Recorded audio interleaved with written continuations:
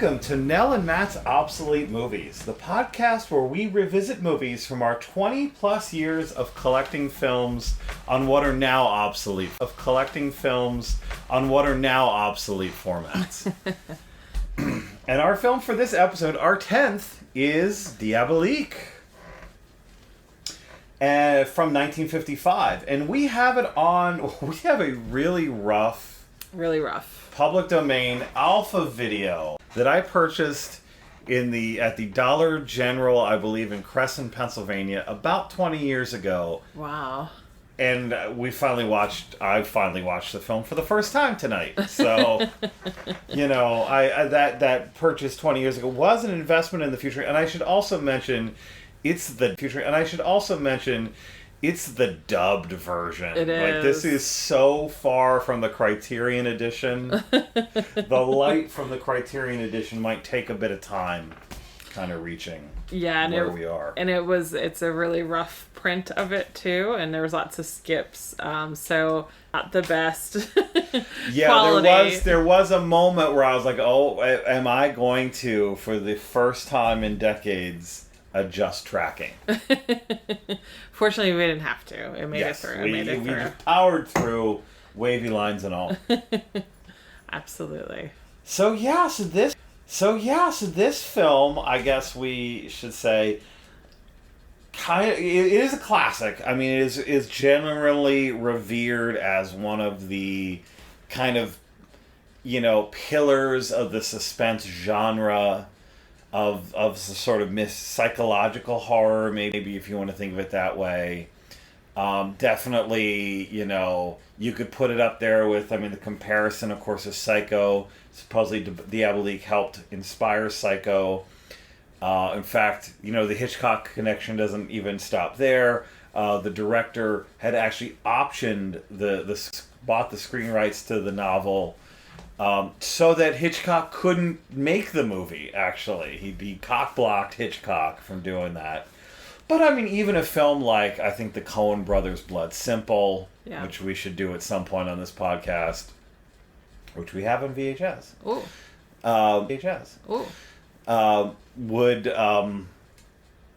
Would not exist without Diabolique, I think. And so this is one of those kind of revered Fellini's 8.5. It's just one of those. If they were a hockey team, if film was a hockey team, there would be a banner in the rafters. Let's talk about our experience watching the film. Well, I didn't choose it because it was a revered film. I chose it because it's the first day of school for many people out there. And it is set at a school. Yes, it is a teacher film. It is Teachers a teacher and film. principals, yes. And with everyone struggling right now with COVID and closures, but there's a certain level of pressure in this film of trying to, plan to murder somebody. So, not only do they have to prep for classes, but they have to prep for a murder. Yes. So that's like a lot of prep it is. What a prep it is. So definitely a lot of pressure. What a prep it is. So definitely a lot of pressure around that for our characters who are plotting a murder with it. So that's why I chose it, because it is a teacher film to some degree, that it revolves around being in a school and stars teacher and headmaster.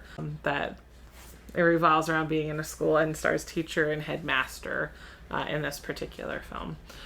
So I think so you mentioned about Hitchcock. Actually, Vera, who played the lead, Christina, her husband was the director, and she read the book first, and she read a bit for her character, because in the book, they end up being lesbian lovers.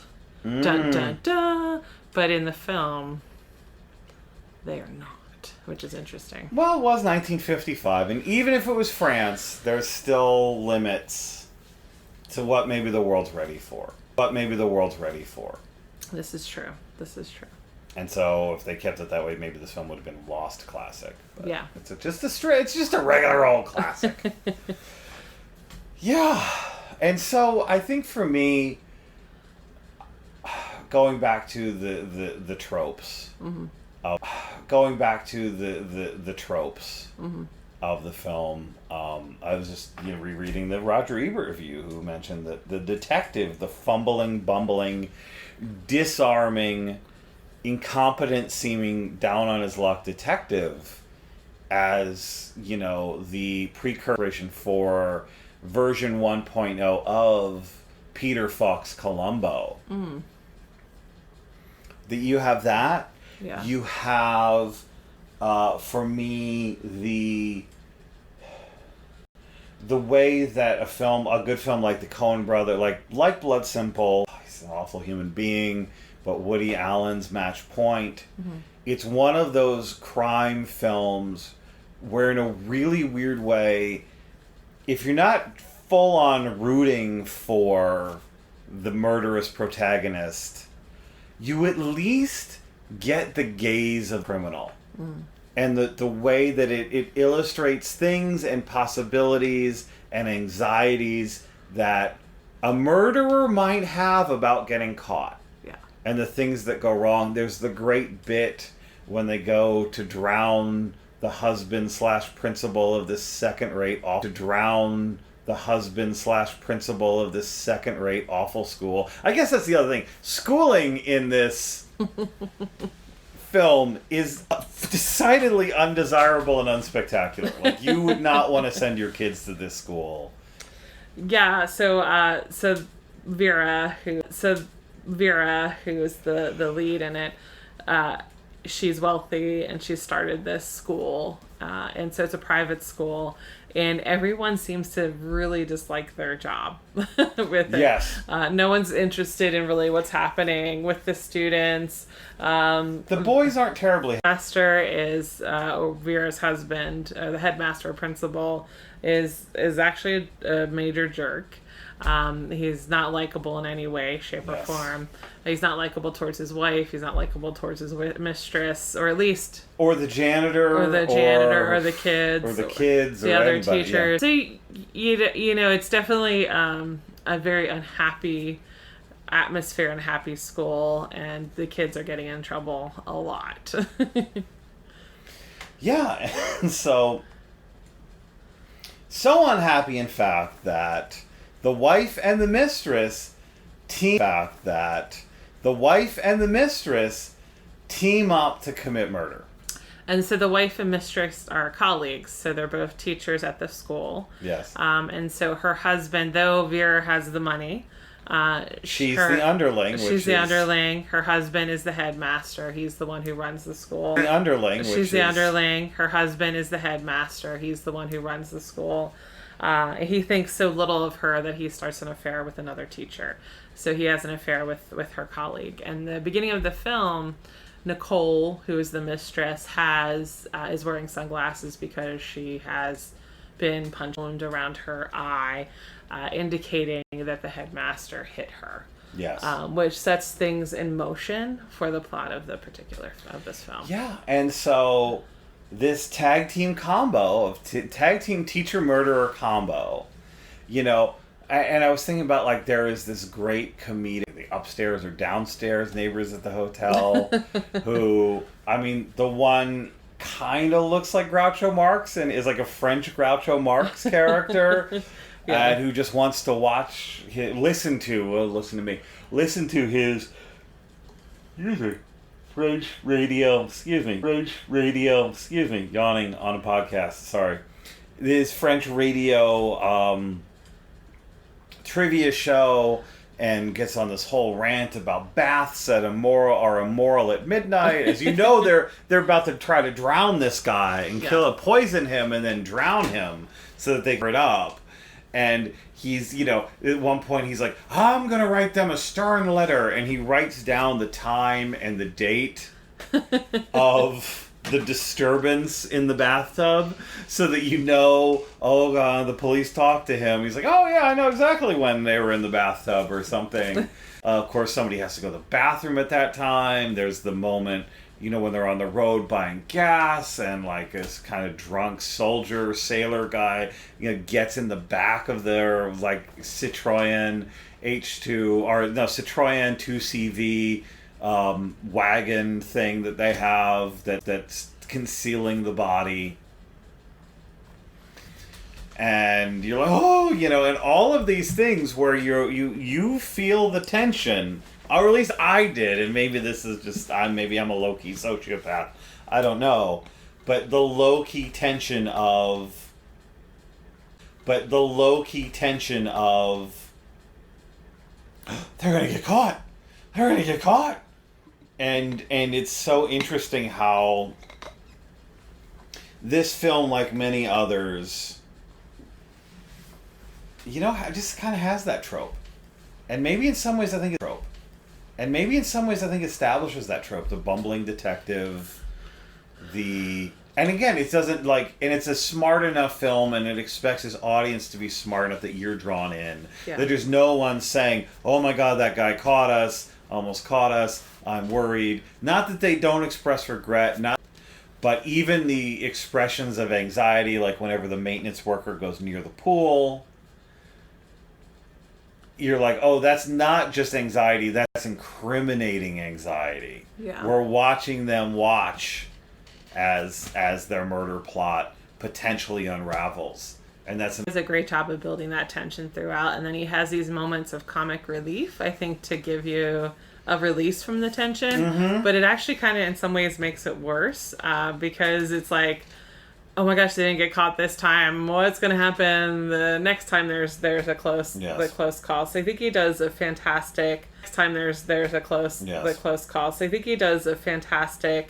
job of that, and also of these suspicious behaviors throughout. So, for example, when they have the drunk guy, so spoiler alert, so they as Matt mentioned, they do poison him, they drowned him, and they do poison him, they drowned him, and they put him in a giant whisker basket to take him back to the school, and dump him in the pool, so it looks like he was drinking and fell into the pool and drowned. Yes.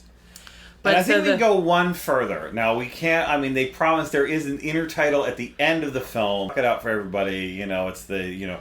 But I will say, it's on the box. I'm allowed to say it's on the box. So they have this tension, there's this body, and it is such a crappy school that the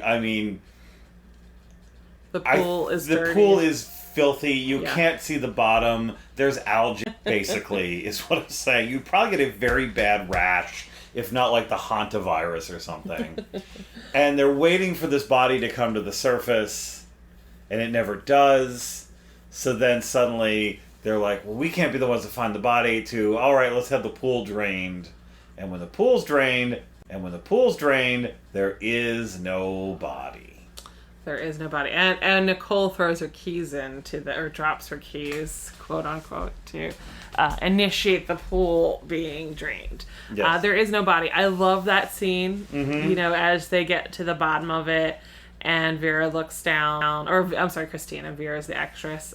Christina looks down, and there is no body, and she passes out. It's just an amazing scene.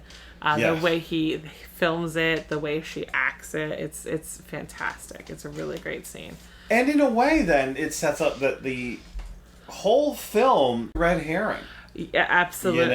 You are, okay, this is what this film is. This is going to be, are they going to get away with it? To suddenly, wait, what is really going on here? Yeah, and she's a much put upon wife, so you can tell he's really bullying her. To her, there is a scene where he slaps her, and so you can tell that she's very submissive, that he's... In fact, his slapping her convinces her to poison him. Yeah, because she's...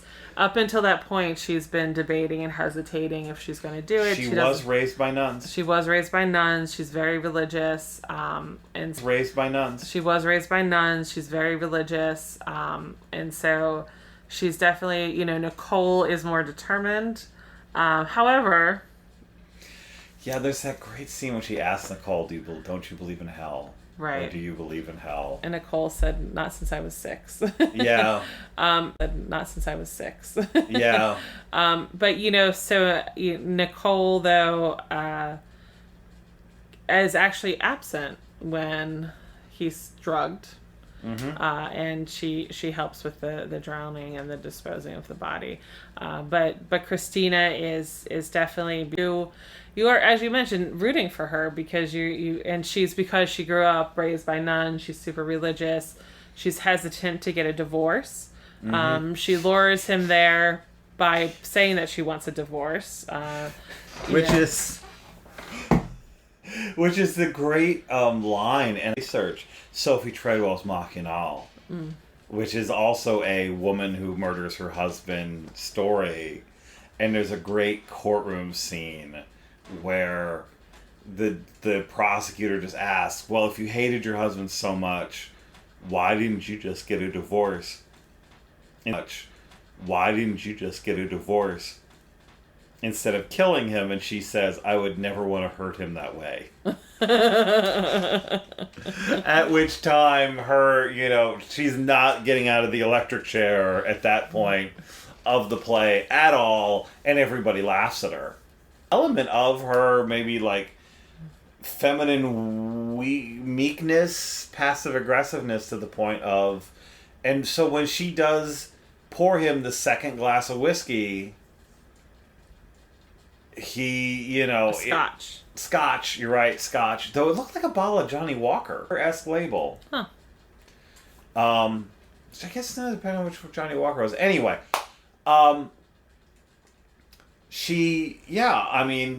it's an act of self-defense. Yeah. And she's really driven to it, which is also, I think, Clyde Griffiths in Dreiser's American Tragedy, where do you get to the point where the killing's got to happen, and the author, director, the film, the text sets you up that there's really no other way to go at this point. Yeah, and I think that scene, so the murder happens in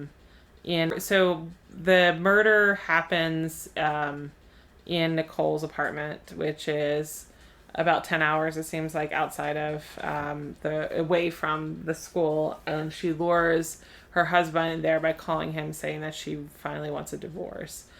So he shows up there in a huff, but almost goads her into the murder. He's questioning. He's calls her weak. He slaps her around. He questions her, beliefs in religion, if she's willing to divorce him. He lets her know it's going to be this huge scandal if they get divorced, and all of their dirty laundry is going to come out. And in many ways, he's almost pushing her to it, but we kind of find out later that was what he wanted, right? He wanted to push her into acting out. Yes, that his monstrosity knows no bounds.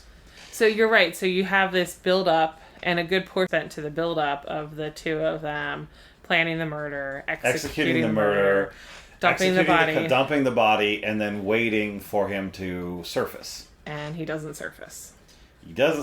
And he's not in the pool when they take all the water out. And some weird things start happening after that. Yeah. Yes, the suit that he was wearing when he was murdered shows up. So then, then the whole world of, like, is it blackmail? Is he a ghost? There's a great deal of the class photograph happens, and he appears in the window.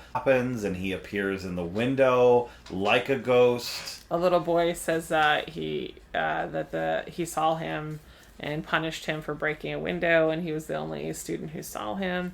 And that boy gets punished for lying because everybody knows. Which again is this moment where they're saying, "Of course he's not back here." Cool. Right. Exactly. And you feel that tension as we're kind of off the map here. Yes. Which then, does lead to an ending. Which again, I'm not giving it away, but there is a Usual Suspects Sixth Sense twist. Twist. Kind of twist at the end. Yeah. I can only do it in Robot Chicken. M. Night Shyamalan say twist at the end. Sorry. Twist. What a twist! At the end, that comes that I think is also very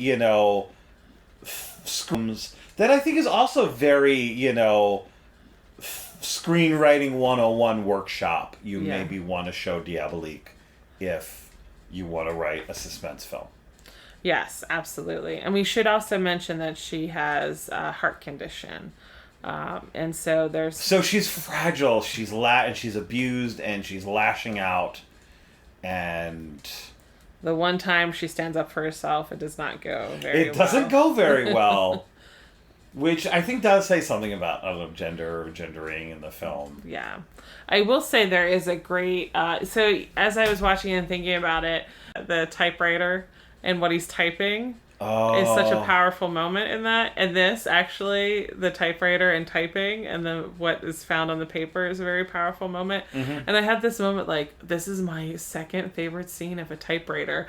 How many scenes are you? Then I was like, wait, how many scenes are you? Then I was like, wait, how many movies use a typewriter as a device for suspense and terror? Who knew? And misery. And misery. And misery. Sorry. So, I guess I have 3 films right now that have a typewriter that is important to the plot of the film. We should talk about the police detective, though. He's a retired detective. Retired, fumbling, bumbling, down on his luck, parasitic. Yeah. Charming, disarmingly. No, well, actually not charming. He's just such a... He is a schlemiel, I think you could say. Yeah. As far as a character, he's just a big dumb nerd. Yeah. Who is asking pointed questions that make people feel uncomfortable. Yes. But kind of actually figures everything out. Not in time, but figures everything out in the film. Yes. Everything out in the film. But he's an interesting character, and it does become... You're right, this trope for this kind of bumbling detective who really is smarter than he seems. And we see that repeated, and I think Columbo, of course, prime example, but we see also, I mean, is a thing cops do. Yeah. I know a friend of ours was in a car accident, and I went to go rescue the friend who needed a ride suddenly because the car was just beyond. And, that was a very traumatic moment. And I think the cop found, 8 different ways of asking the same question, hoping she would say the question wrong. And then right? And what kind of bar is that? And it's just like, dude, shut up. Shut up. You're not pulling it because she had not been drinking. He and his buddies went back to, the girls that they dated in high school and just chatting about high school, I just remember girls they made out with. I remember her telling us about it, and it was just, he kept asking, and it was like, did he think he was going to break her and she was going to hers? Or just being caught in a lie, yeah. Which I think is part of what this detective does. Yeah. And part of the, But I guess in an episodic television show like Columbo, he's doing it. Yeah. And then he finally, and one more thing. And then he finally, and one more thing. If you said you were at the airport, then why? And then that person's busted. Yeah. There's not, you don't really see that coming in Diabolique. If you've never seen Columbo, and, it's almost like, I always think about, it's one of those great things, and we're not ruining it, I think. If you were watching Psycho that first weekend it came out, what... If you could have a time travel movie going experience, imagine that audience, that moment of the infamous shower scene, where you realize the first third of the film is a red herring. Yeah. I mean, now it's so iconic you can't not know that that's coming in that scene, and it's sort of like the empty pool in Diabolique. Yeah. Yeah, if you know anything about the film, and if you're going to watch the film, it's going to even... They committed a murder, and then the body disappeared. Which is so diabolical. And it's not a Weekend at Bernie's type of fun thing. No, it is not. And all this time, they're trying to teach. Yes! And make sure... it's really boring. It's recitations and chanting. Yeah. And punishment. And punishment. So the interesting thing about this, because other films that we've reviewed, like you can talk about like what has the director done, other films that everyone would know the director has done, and even the actors, but it's a French film. Yeah. And so unless you're a fan of French film, you're not going to really know the other things that they've done. One interesting fact, though, is that Vera, who played Christina, who was the director's wife, only made 3 films. And she died of a heart attack. Oh, relatively young. Yeah, 3 films. And she died of a heart attack. Oh, relatively young. Yeah, I believe she was in her 40s when she died of her heart attack, which is kind of an interesting connection to the film, with the character having a weak heart and everything like that. But she only made 3 films, and all 3 films were with her husband. With that, and so that's kind of an interesting connection. And actually, much older, but the man who played her husband died of a heart attack as well. In the film, the man who plays her husband in the film died of a heart attack. But it was interesting to look, because usually we'll talk about her, other things. No, I think it's not the other thing. Value or its importance, or you can't watch it without. Yeah. Is the way that it establishes tropes for suspense. Yeah. For murder mystery films. For psychological films. And also it is very much a work of film noir. Yeah. I mean, there's a lot of really great, the big reveal where Vera goes and into the empty office and finds the slip of paper in the typewriter and the empty gloved hand on the typewriter. Beautifully shot, wonderfully shot. Yeah. And this film uses, I think, shot. Yeah. And this film uses, I think, because there wasn't CGI, because there wasn't fancy techniques back then, suspense and like even hints of supernatural were based on shadows and light, and of once you realize that the body is gone.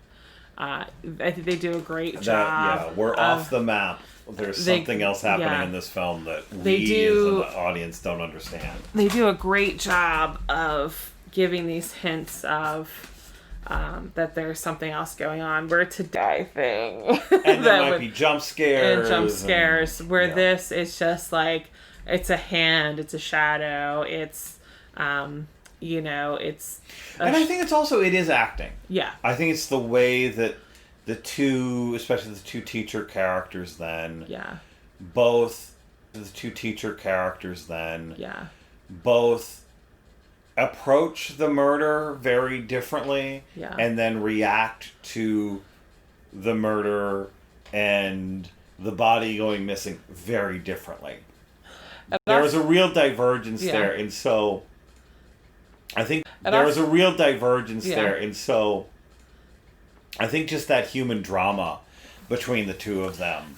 I have seen the film before, and so I knew the ending, and so it was interesting to see Nicole's reaction to things and how she handled situations, and you're like, hey, that's interesting. Which, I mean, is another thing. I mean, again, it's like, I know somebody who, actually we worked with somebody in Philadelphia who, when we were living in Philadelphia, who, I think they said, they literally went to the next screening of The Sixth Sense. They got out and got in the line for the next screening because they wanted to see how it was done. It's not that much of a, what a twist. It's not that M. Night Shyamalan-y. Yeah, but there is an interesting, it's like, and it's not to the point where, like, I don't know if there's any point in watching The Usual Suspects twice. No, I mean, I think once you've got it, it's like, you can kind of play with the craft a little bit. But there are interesting elements of Diabolique. I could imagine myself watching it again. Yeah, even for me, Marcel, who is the husband, kind of looking at some of his things that he does, and so I think it's like once you know the reveal, it's worth revisiting to see how they handled that. But I agree with you. It's not to the extent of Sixth Sense where you're watching it to look for every time red appears. Yeah. And see and watch their interactions to see if you like, oh wait, he doesn't for the little boy. Which, that was such a secret. I will say this. I temped for a while with people, with somebody who knew people, who was an actress, who was also temping, who knew people who were in the party scene in Sixth Sense. And were saying that, like, Bruce Willis was a really weird bits with people and wouldn't interact with the people at the party. And it was that big. And so those folks didn't know. No, why. The people, some of the people in the movie didn't not know. That's actually pretty. Yeah. That's pretty amazing. Yes. So. Pretty amazing. Yes. So I think it's about time for the 5 big questions. Yeah. All right. Is it Camp Retro a classic or just an old movie? I think you already mentioned at the beginning it's a classic. It's absolutely classic. Again, if I ever taught a suspense classic, again, if I ever taught a film class that is centered on suspense, I might actually include in my representations of teachers class. Actually. Next spring. So yeah, it's a classic. All right, what about the social political distance of... Christina has the money and her husband is the one who is running the school and has so much power over her.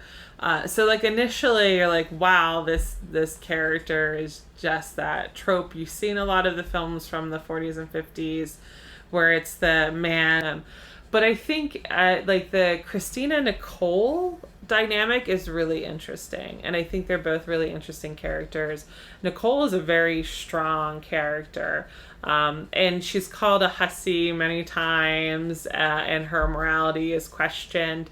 But I really liked the strength of her character. And then Christina does find her own strength. And I think their relationship... Now, the Bechdel test, I mean, they are talking about a man, but they're talking about how to murder him. So I feel like there's, like, you got to make an exception for that. And also being a teacher, like, the things you do for your teacher friends, right? Like, you're going to murder and hide a body for a teacher friend. But I do think that there's one point where Nicole kind of is ordering around the other male teachers and they're like, who does she think she is? Look, she's telling men what to do now. Yeah. But I do think, and they both are very different from each other, but they do find this like strength and interesting interaction. And for that time period, the main protagonists to be female characters is actually pretty progressive. Murder female characters. Now, granted, the director was very much in love with his wife, and wanted her to have a huge role in it. But I think it was really amazing how those characters were portrayed and that they were the protagonists and they carried the film. Yeah. All right, the technical distance. This film is from 1955. Yeah. Well, I think, so I think if you had... Well, I think, so I think if you had... like, him coming out of the pool... like bog monster looking, like bloated, you'd be like, oh man, those prosthetics and effects look really bad. But it is all, as I mentioned earlier, it is about shadow and light and sound and reactions and acting. So I do feel that it holds up pretty well. It does hold up pretty well. I mean, I will say, I'm thinking back to a great New York Times piece on the Sunday Times about how the cell phone and the smartphone in particular has really ruined mystery and suspense. Oh, that's true. Yeah. In that, and we watched enough episodes of the new Unsolved Mysteries and Disappeared to know that these women driving for 10 hours, their cell phones would have pinged on cable.